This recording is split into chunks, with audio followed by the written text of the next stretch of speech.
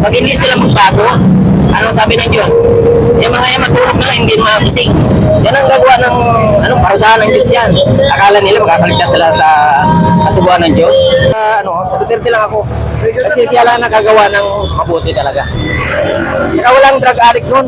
Kaya nila yung yaman na yan. Pinaharam lang ng Diyos yan sa kanila. Yan ang sana may isip nila na ang lahat ng bagay, pag mamatay ka, maiwan mo rin yan.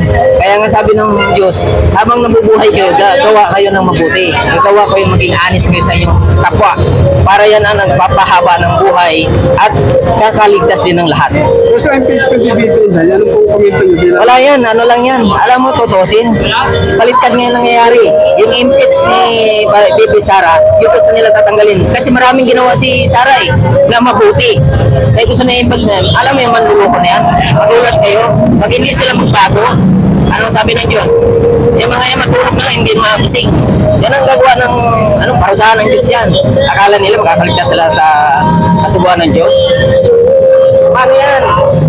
Lahat ng mga masama, tutulasin ng Diyos yan. Kaya nga, huwag sila magmamayabang na piling sila Diyos. Kasi ang pera na yan, hindi makakaharang ng buhay ng isang tao. Ang makakaharang talaga, maganda yung malakad mo at maging totoo ka sa kapwa mo, maging seryoso ka sa lahat mong ginagawang mabuti at makakatulong sa kapwa mo sa lahat. Yan ang makakasipti at makakahaba ng buong kahit tutusin nga tutusin talaga. Hindi na kailangan natin palit ng presidente. Tutusin, kung maging totoo lang talaga ang namumuno, hindi na kailangan. Kahit isang presidente lang. Kasi yan si David na Ilang taon bago namatay si David na 900 years. 900 years bago namatay. Pero yung ginawa, ginamit si David yung utos ng Diyos. Kaya sana maging totoo din sila at huwag silang umasa na piling sila Diyos. Kasi may Diyos ang salibutan. Lahat ng bagay pinahiram lang sa kanila yan. Sana maisip nila na habang nabubuhay tayo, may halaga. Hindi yung pagmamatay ka na, ano pa halaga? Wala na. Ang magmamana ngayon wari tayo, mamatay na. Ang mamana ngayon sa kalukuhan natin yung anak natin.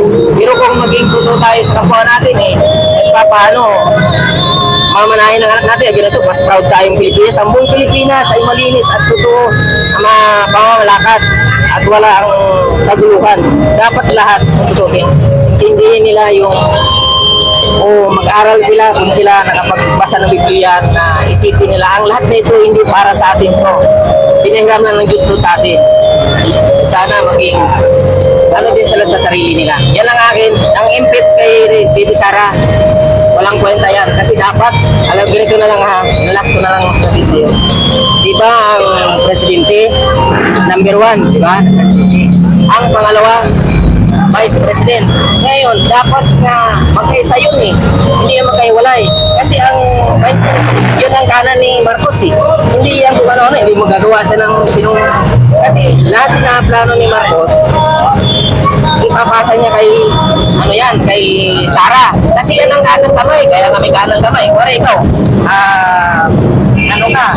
Santi, may treasurer ka o may katuwala ka. Siyempre, ipapasa mo sa katuwala mo kasi yan ang kanang kamay mo Kasi kanya wala Para wala sa kalam kay Sara, hindi tayo dapat ang kapiruan mong talaga, yung lahat ng mga plano mo, ipasa mo dun sa kung tama ba itong gagawin natin. Kasi hindi nakasalalay kasi kay Sara yung decision na sila, pareha silang mag-decision ng sarili nila. Sino ba yung dapat masunod? Kasi galing sa mataas, mapunta doon sa mababa. Sino yung sunod sa mataas? Ikaw nga, tatanungin kita, sino yung sunod sa mataas? Vice Presidente. Kaya nga lahat na plano nakasalalay, dumadaan doon sa pangalawang presidente. Kasi yun ang kanang kamay. Hindi yung sabihin, ganito na lang natin ito, huwag naitaan sa Vice President. Kasi naman yan ay maganda ba yun? Hindi yun ang gusto ng Pilipinas. Yung nagkakaisa dapat, hindi yung nag-away-away. Ano ngayon nangyari? Gulo, yabangan. Pero yan ang masabi ko lang talaga. Ang yabang na yan, pag Diyos na mag-uhusgas kanila, ubos yan. Kita mo ibang bansa ngayon, ano nangyari? Gulo. Dahil sa mayabang pride pinapiral Pero hindi nila iniisip yung kapakanan ng kapwa nila, mga Pilipino o mga taong bayan ng mababa. Kung ano yung mangyayari pag magkagulo. Kaya kawawa lang ang buong Pilipinas pagka ganyan ng ano nila. Kailangan lang natin ngayon matapang at kailangan maging totoo sa Pilipinas. Kasi ang makasalalay dyan, hindi tayo eh. Yung mga huling henerasyon eh. Magmaganda ang patakbo ng Pilipinas. Maging ito, tutusin lang talaga. Hindi naman ako perfecto. Nasabi ko lang talaga. Ang Pilipinas, ang pinakamayaman sa buong sanlibutan. Ang Pilipinas. Kasi bakit? Nandito lahat eh. Kaya ang kaso lang, dito naman lahat na kalukuhan. Di ba? Pero ang ano lang natin dyan, sana makapag-isip ng tamang pamamaraan na makakatulong para sa lahat, para sa huling henerasyon ay mapabuti. Ay hindi yung puro na lang plastikan. Kailangan ngayon, mahalaga ang bawat buhay ng Pilipino. Kaya number one na sana maging alerto na tayo, maging seguridad. Yan lang akin. Sana maging maayos para yung pagpapatakbo na sa Pilipinas. So, isa na lang, alin po ang masip? Panahon ni Duterte o panahon ni Marcos? Mas safety pa ang panahon ni Duterte. Kasi bakit? Marami ang nagbago at walang drug addict, no? Saka walang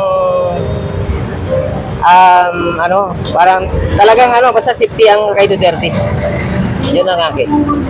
Hindi nga sir, sa pagtaas ng presyo ng gasolina. Ay, gasolina ngayon, niloloko lang tayo eh. Kung tutusin, maraming tayo sa Pilipinas, mayroong ng mga langis na yan, mayroon tayong kinukuhanan. Eh, kaso, ginagawa ni Marcos naman, inaaway yung China, inaaway lahat ng bansa. Dapat nga tama yung sinasabi ng Duterte na dapat kaibiganin para yung solusyon ng lahat. Kung maging maayos, walang gulo, walang patayan.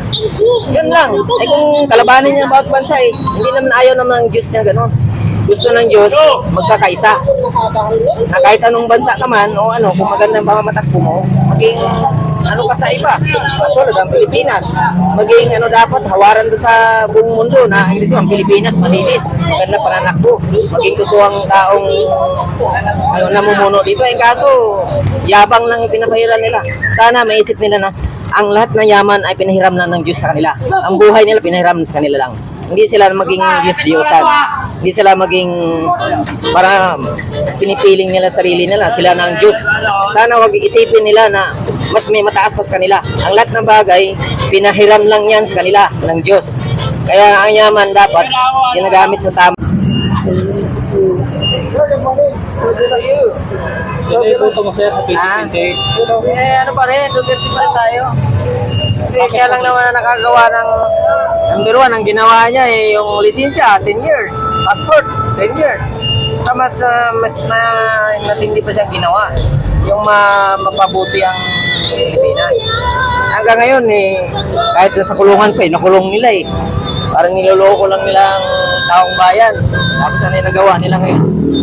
Gastos lang ng pera, wala naman napupuntahan. Yan yung mayaman ngayon, mayaman. Yung mga mahirap, nagkanda hirap pa rin. Yung mga mayaman, yung mga politiko, Oo, ginagawa nilang laro yung pera, hindi naman sa kanila yun Pera ng bayan yun Yun na ang problema. Matalino ngayon, yan ang sabi sa Biblia, hangal yun. Kasi bakit? Ang talino nila, ginagawa nila panluloko, hacker sa mga bangko, ginagawa nilang lahat na kalukuhan nandiyan sa kanila. Buti pa nga yung norit-norit yung alam lang tama sa mali. Nag-iisip bago mag-desisyon. Ikakabubuti ba ng bansa ko to? Ikabubuti ba ng lahat? Ay sa kanila, sariling kapakanan lang iniisip nila Bulsa nila pinapapataba Maganda ba yun? Buti pa si Duterte, iniisip niya yung pangkabuhayan na habang buhay. Tinutulungan niya pa yung mga walang pinag-aralan para lumago yung pinag-aralan. Ay yung iba dyan matalino daw. Matalino lang manloko.